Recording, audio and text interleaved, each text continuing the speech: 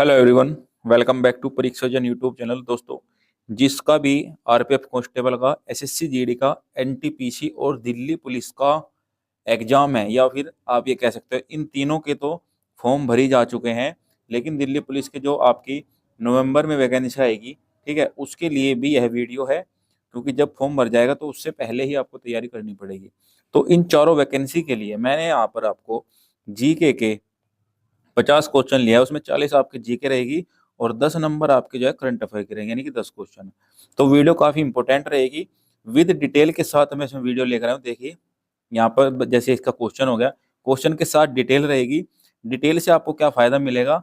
कभी कभी ऐसा होता है जो एग्जाम एग्जामिनर क्या करता है, जैसे ये क्वेश्चन हो गया, ठीक है, इसमें सीधा सीधा पूछा गया है कि ये क्वेश्चन है, इसका उत्तर ये हो जाएगा, ठीक।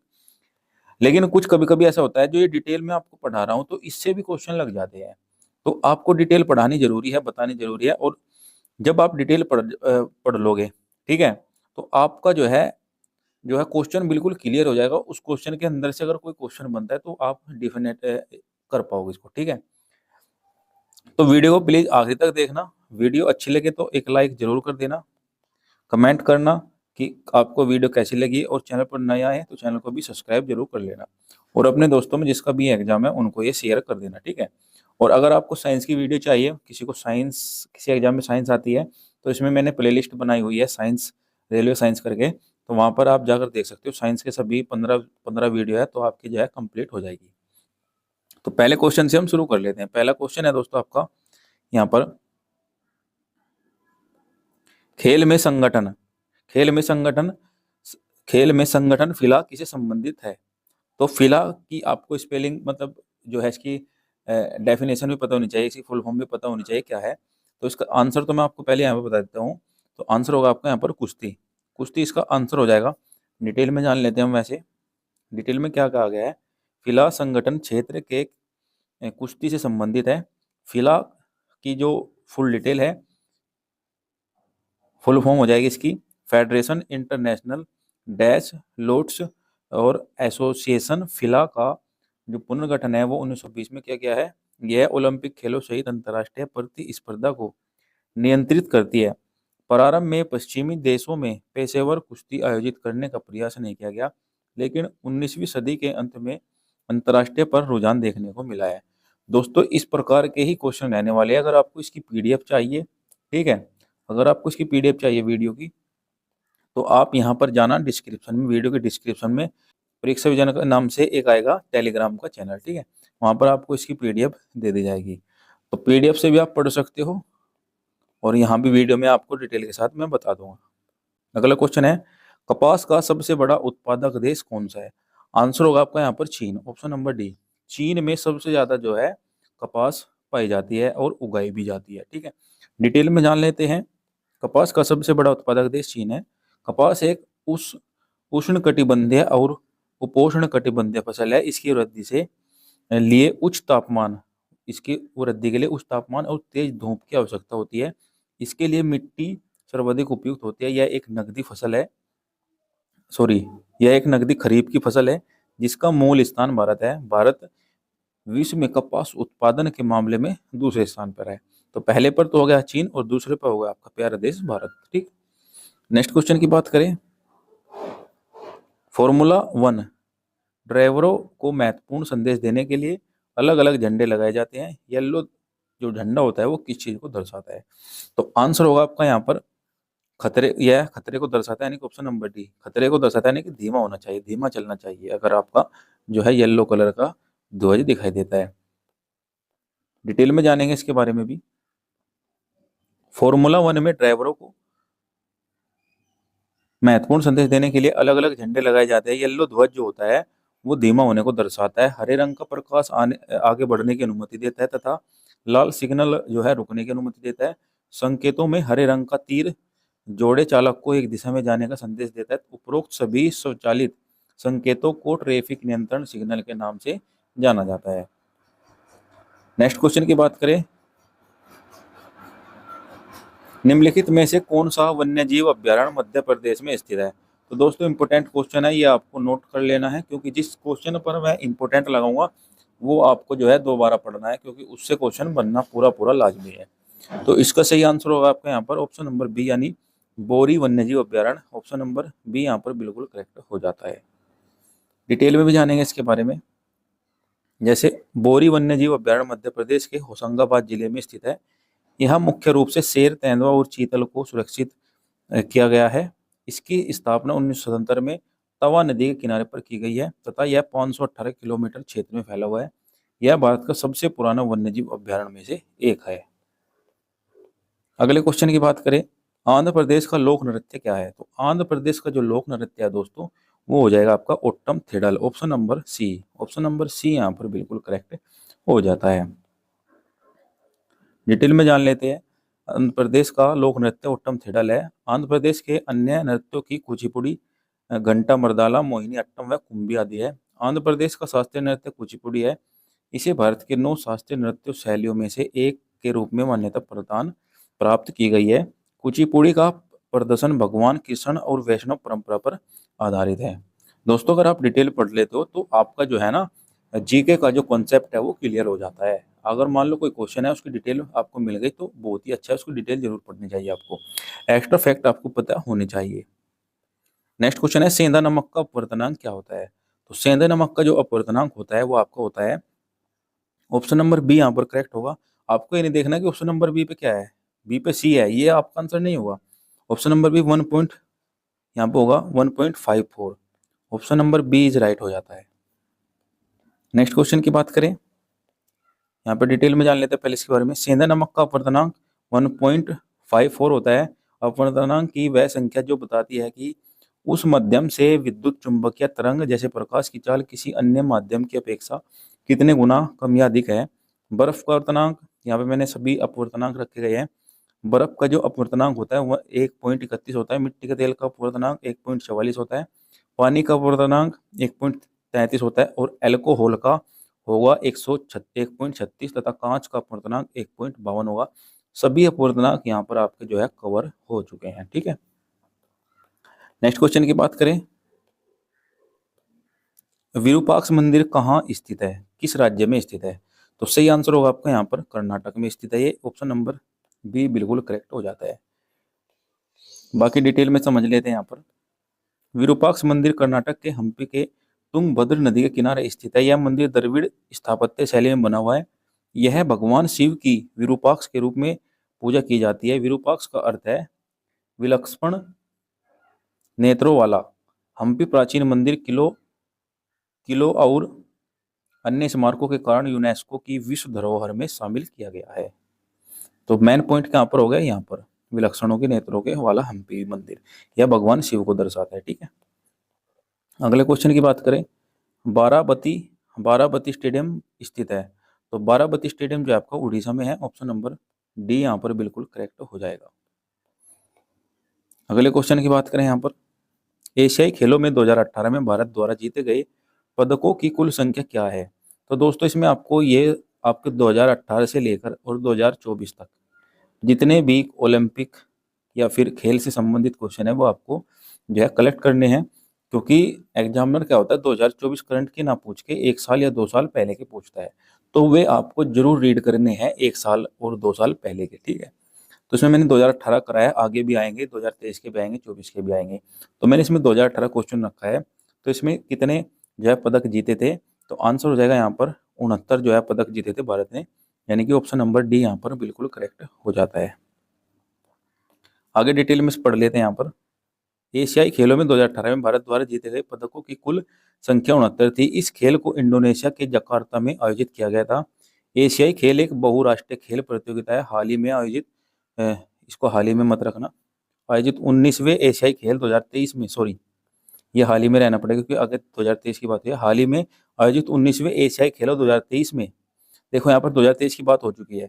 107 पदक जीते हैं, उसमें 28 तो स्वर्ण है और 38 रजत है और 41 कांस्य पदक जीते हैं, जिसका आयोजन हांगझोउ चीन में आयोजित किया गया है। तो दोस्तों इस क्वेश्चन में आपके 2 तरह के क्वेश्चन जो है क्लियर हो गए, एक तो 2018 का और एक आपका 2023 का। 23 में आपके 107 पदक जीते, उसमें स्वर्ण 28 हो गए, 38 रजत, 41 कांस्य है। ठीक है, और आपका 2018 का भी क्लियर हो गया, उसमें आपके जो है 69 पदक जीते हैं। ठीक है, इसमें दोनों चीज आपकी क्लियर हो चुकी है। अगले क्वेश्चन की बात करें यहाँ पर, निम्नलिखित में से कौन सा केंद्र शासित प्रदेश नहीं है? तो केंद्र कौन सा केंद्र शासित प्रदेश नहीं, सभी को पता होना चाहिए। लक्षद्वीप भी है, पुदुचेरी भी है, असम नहीं है। ऑप्शन नंबर सी यहाँ पर बिल्कुल करेक्ट हो जाता है। अंडमान और निकोबार द्वीप समूह भी है। ठीक है, उसके बाद में यहाँ पर डिटेल में कुछ डिटेल जान लेते हैं। लक्षद्वीप, पुदुचेरी तथा अंडमान और निकोबार द्वीप समूह आदि सभी केंद्र शासित प्रदेश है, जबकि असम एक उत्तर पूर्वी भारत का राज्य है। असम का गठन 26 जनवरी 1950 में हुआ था, जिसकी राजधानी दिसपुर है।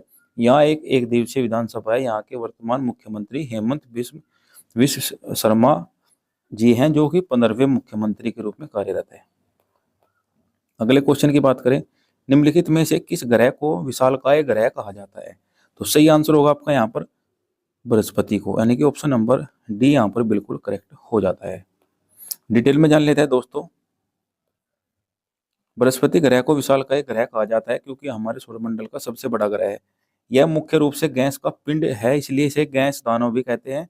इसका रंग पीला होता है। यहाँ 90% हाइड्रोजन, 10% हीलियम और कुछ मात्रा में मीथेन, अमोनिया और चट्टानी कणों से मिलकर बना है। यह इस ग्रह पर जमीन नहीं है। साथ ही औसत तापमान 145 डिग्री सेल्सियस होने के कारण बहुत ठंडा ग्रह है। इस ग्रह का चंद्रमा गैनीमीड है। अगले क्वेश्चन की बात करें, सिडबी का मुख्यालय कहाँ स्थित है? सिडबी का जो मुख्यालय आपका दोस्तों लखनऊ में हो जाएगा, यानी कि option number C is right हो जाता है। डिटेल में जान लेते हैं इसके बारे में। सिडबी का मुख्यालय लखनऊ में है। भारतीय लघु उद्योग विकास बैंक सिडबी भारत की एक प्रमुख विकास हेतु वित्तीय संस्था है। यह लघु उद्योग क्षेत्र के संवर्धन, वित्त पोषण और विकास की गतिविधियों के लिए समर्पित अग्रणी संस्था है। इसके वर्तमान अध्यक्ष श्री शिव सुब्रमण्यम रमन जी है।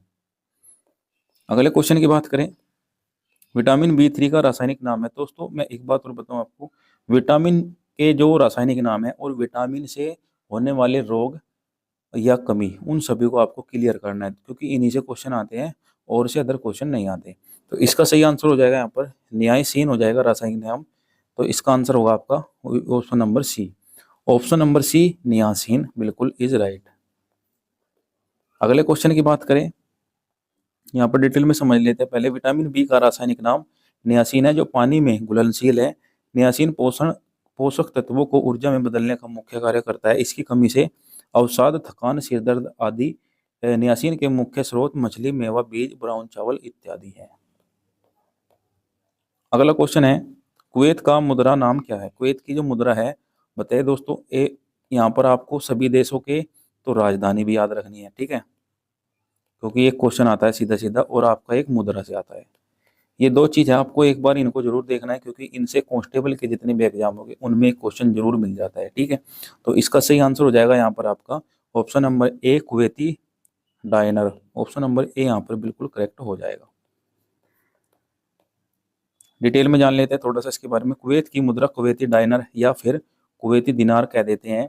यह विश्व की सबसे उच्च मूल्य वाली मुद्रा है। कुवैत फारस की खाड़ी के पश्चिमी तट पर स्थित अरब राज्य है। कुवैती दिनार $3.26 के बराबर है। वही भारतीय रुपया में 268 रुपये के बराबर है।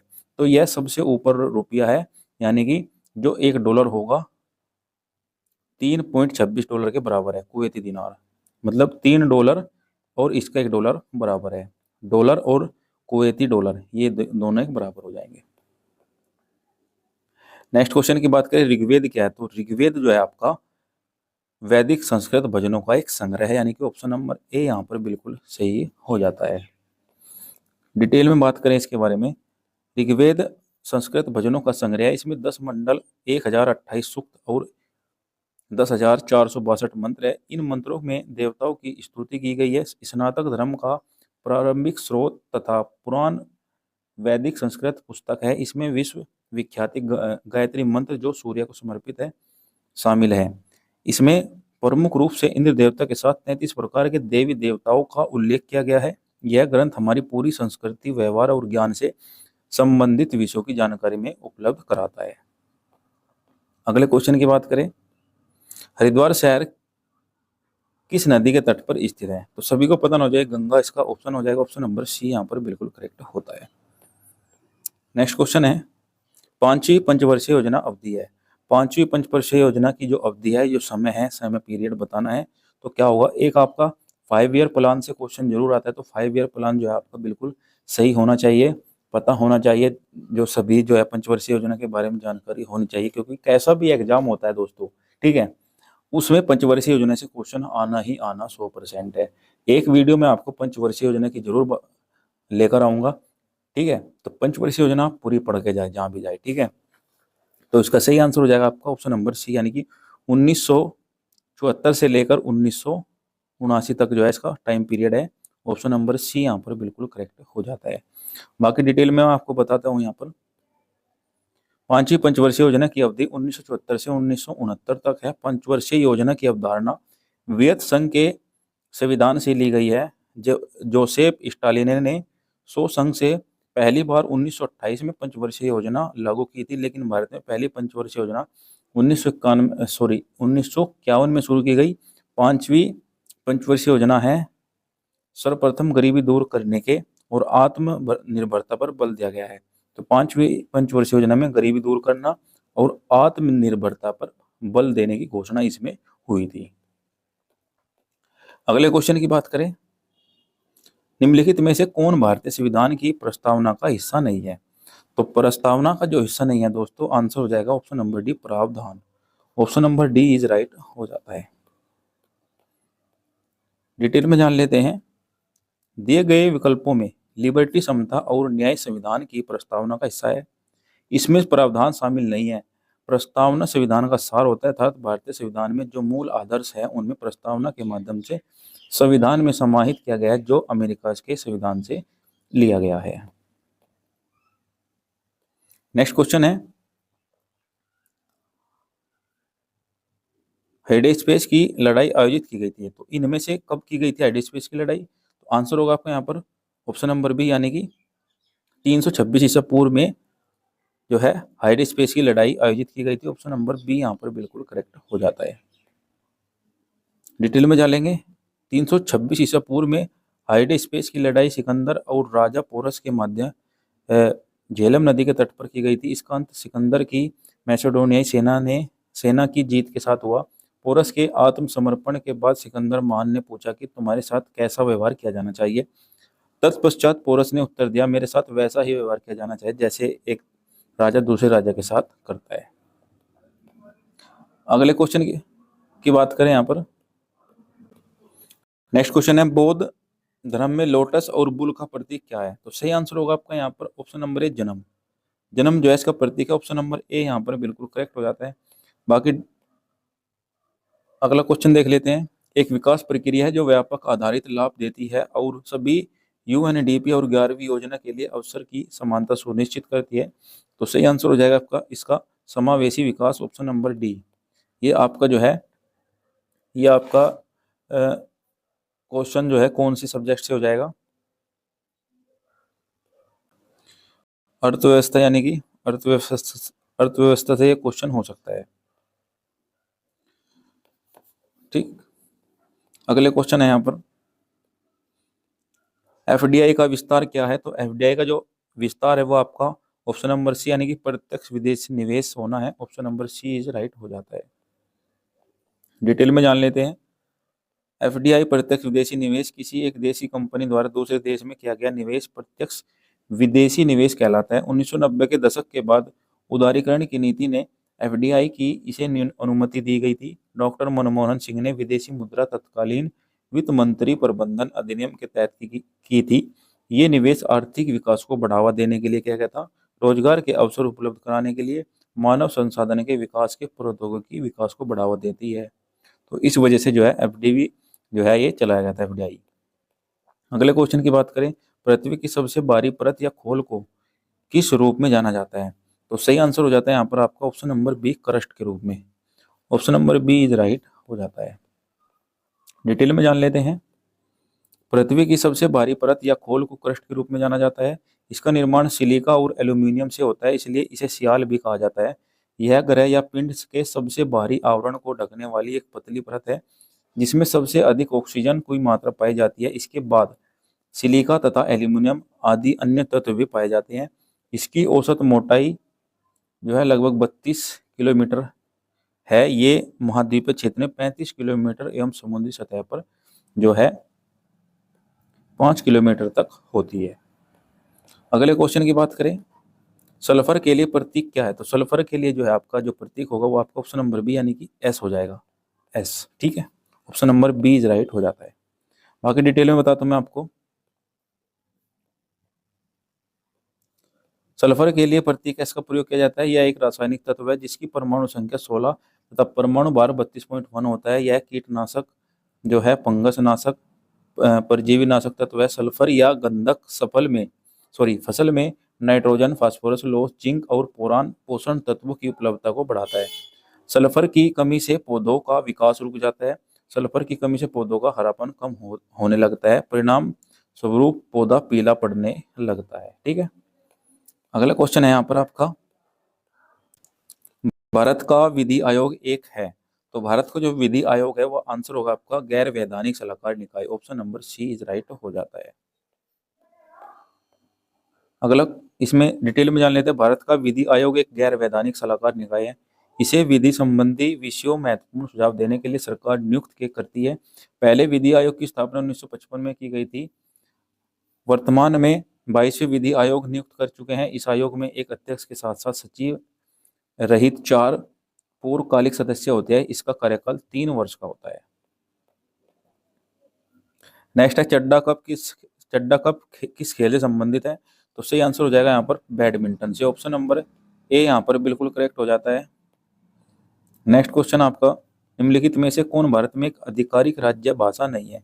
तो आधिकारिक जो है भाषा नहीं है, आंसर होगा आपका खंडेसी, option number C. Option number C right हो जाता है। ये सभी जो है आधिकारिक जो है भाषा है। डिटेल में जान लेते हैं यहाँ पर। भारत की आधिकारिक राज्य भाषा खंडेसी नहीं है, जबकि अन्य बोडो, पंजाबी व असमिया भारतीय संविधान की 8वीं अनुसूची में भाषा का उल्लेख किया गया है। भारत की आधिकारिक भाषा हिंदी और अंग्रेजी तथा 22 अनुसूचित भाषाएं असमिया, बोडो, बंगाली, डोगरी, गुजराती, हिंदी, कश्मीरी, कोंकणी, मैथिली, मलयालम, मणिपुरी, मराठी, नेपाल, उड़िया, पंजाबी, संस्कृत, संथाली, सिंधी, तमिल, तेलुगु व उर्दू है। भारत में कुल 121 भाषाएं हैं और 270 भाषा मातृभाषाएं हैं। ठीक है, नेक्स्ट क्वेश्चन है आपका, इयान जेम्स थोरपे किस खेल से जुड़े हुए हैं? तो सही आंसर होगा आपका यहाँ पर आप ऑप्शन नंबर सी यानी कि तैराकी से। ये तैराकी से जुड़े हुए, option number C is right हो जाता है। अगले क्वेश्चन की बात करें, बिपिन चंद्रपाल ने कौन सा समाचार पत्र शुरू किया? तो सही आंसर होगा आपका यहाँ पर न्यू इंडिया साप्ताहिक जो है, न्यू इंडिया जो है हर सप्ताह में आता था, option number A is right हो जाएगा। नेक्स्ट क्वेश्चन है आपका, अम्लीय वर्षा तब होगी जब वर्षा का पीएच मान कितना होगा? तो आंसर होगा आपका यहाँ पर ऑप्शन नंबर है 5.6। जब 5.6 होगी तब जो है इसका वर्षा होगी। ठीक है, अम्लीय वर्षा 5.6 से कम होगी तब जो है वर्षा होगी। डिटेल में जान लेते हैं यहाँ पर। अम्लीय वर्षा तब होती है जब वर्षा का जल पीएच मान 5.6 से कम हो। अम्लीय वर्षा के लिए सल्फर डाइऑक्साइड और नाइट्रोजन डाइऑक्साइड जैसे कण हवा में छोड़े जाते हैं। ये कण वातावरण से मिलकर बारिश के रूप में नीचे गिरते हैं।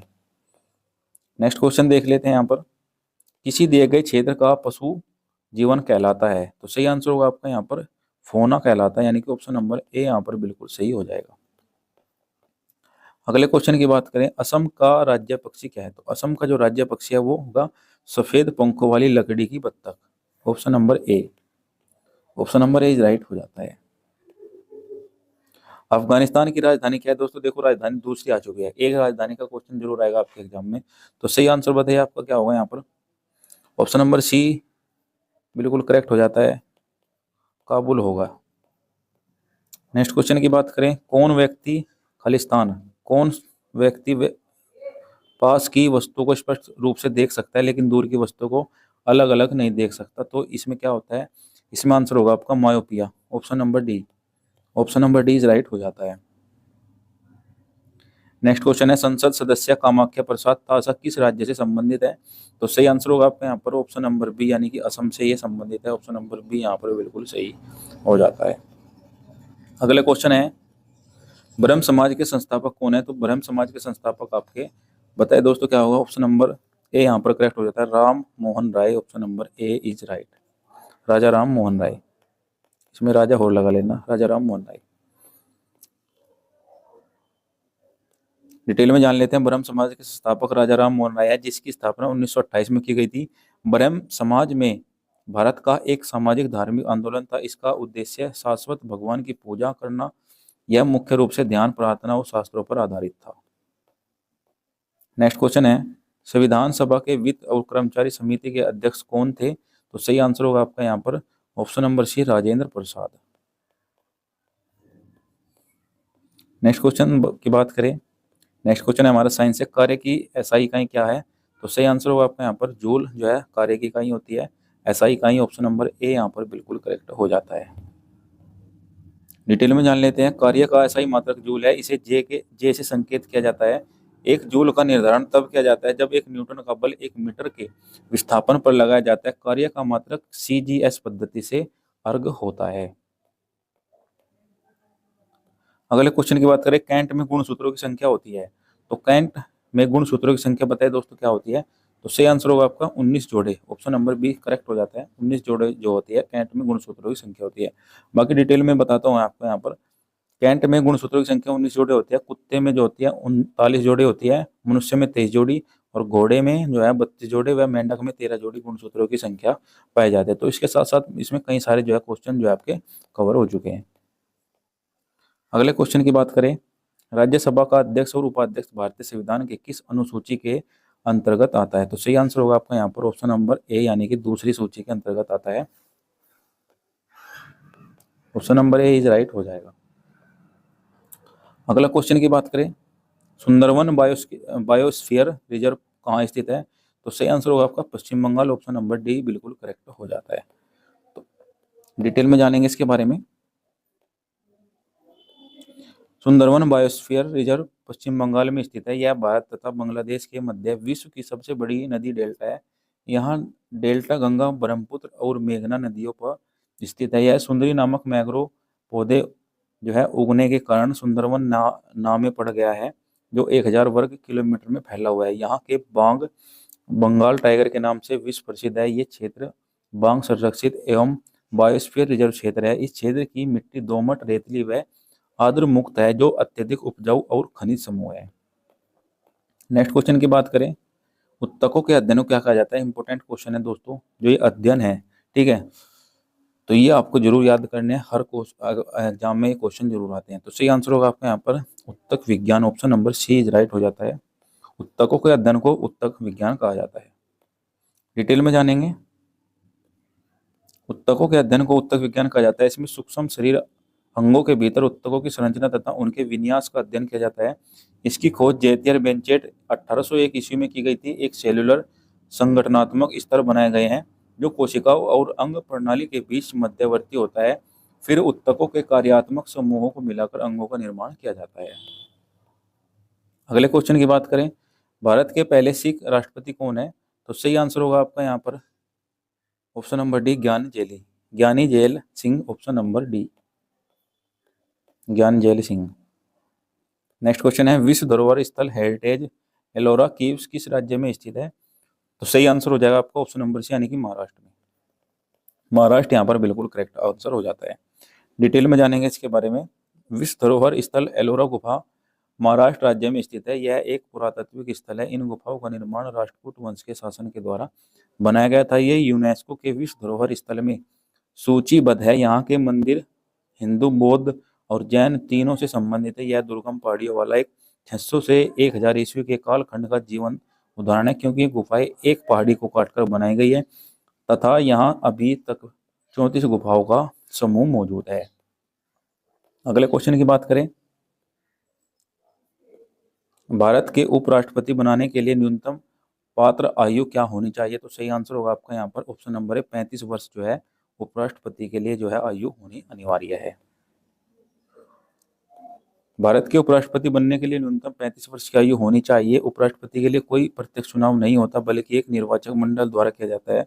इसका चुनाव एक एकल संक्रमणीय मत के माध्यम से अनुपातिक प्रतिनिधित्व द्वारा होता है। चुनाव लड़ने के लिए उम्मीदवार को एक अन्य योग्यता राज्यसभा के रूप में निर्वाचित होने के लिए योग्य होना है। भारतीय संविधान के आर्टिकल 43 में उपराष्ट्रपति के पद का उल्लेख किया गया है। अगला क्वेश्चन है यहाँ पर राजधानी से। दोस्तों राजधानी तीसरी आ चुका है, क्योंकि ये एक प्रैक्टिस सेट है, ठीक है, तो उसमें 3 राजधानी आनी बहुत ही बड़ी बात है। राजधानी आपको कवर करके जानी चाहिए। नागालैंड की राजधानी कौन सी है? तो सही आंसर होगा आपका यहाँ पर ऑप्शन नंबर सी, कोहिमा जो है नागालैंड की राजधानी है। Option number C is right हो जाता है। नेक्स्ट है, भारतीय आइंस्टीन के रूप में किसे जाना जाता है? तो सही आंसर होगा आपका यहाँ पर ऑप्शन नंबर सी, नागार्जुन को। Option number C is right हो जाएगा। नेक्स्ट है, डल झील किस शहर में स्थित है? तो सही आंसर होगा आपका यहाँ पर ऑप्शन नंबर डी, श्रीनगर में। Option number D is right हो जाएगा। नेक्स्ट है, वर्तमान में सड़क परिवहन और राजमार्ग मंत्री कौन है? तो सही आंसर होगा आपका यहाँ पर Nitin Jairam Gadkari. Option number D. Option number D is right हो जाता है। बाकी डिटेल में जान लेंगे इनके बारे में। वर्तमान में सड़क परिवहन और राजमार्ग मंत्री श्री नितिन जयराम गडकरी है। यह भारत सरकार में जल संसाधन, नदी विकास और गंगा संरक्षण वर्तमान मंत्री भी हैं। इनका जन्म महाराष्ट्र के नागपुर जिले में एक ब्राह्मण परिवार में हुआ है। ये वे एक सफल राजनीतिज्ञ, कृषक के साथ साथ उद्योगपति भी हैं, जिन्होंने 2009 से 2013 तक भारतीय जनता पार्टी के अध्यक्ष के रूप में कार्य किया है। इन्होंने पहली बार वर्ष 1977 में नागपुर विश्वविद्यालय में भारतीय विद्यार्थियों के परिषद के रूप में राजनीतिक जीवन शुरू किया था। अगले क्वेश्चन और आखिरी क्वेश्चन है दोस्तों, एसिटिक एसिड के लिए रासायनिक सूत्र क्या है? तो सही आंसर होगा आपका यहाँ पर option number B, CH3COOH। Option number B is right हो जाता है। दोस्तों वीडियो अच्छी लगी तो एक लाइक जरूर कर देना, और मैं दावा कर सकता हूँ ये मैं आपको जब तक इनके क्वेश्चन जो है पेपर नहीं हो जाते तब तक हम आपको इसी तरह का जो है कंटेंट चलाते रहेंगे। तो आप हमारे चैनल से बने रहिए। तो जब तक दिल्ली पुलिस का एग्ज़ाम नहीं हो जाता है, यानी कि 2025 तक जो है आपका ये प्रैक्टिस सेट चलते रहेंगे। जो भी इन प्रैक्टिस सेट को लेता है तो उनके लिए बहुत ही ज़्यादा फायदा होने वाला है। कम से कम 20 से 25 क्वेश्चन आपको हमारे जो है प्रैक्टिस सेट से मिलने वाले हैं। ठीक है, तो वीडियो को लाइक करके चले और कमेंट करें कि कैसा लगा सेशन, और चैनल पर नया है चैनल को सब्सक्राइब भी जरूर कर ले। तो दोस्तों मिलते हैं नेक्स्ट वीडियो में, तब तक के लिए धन्यवाद।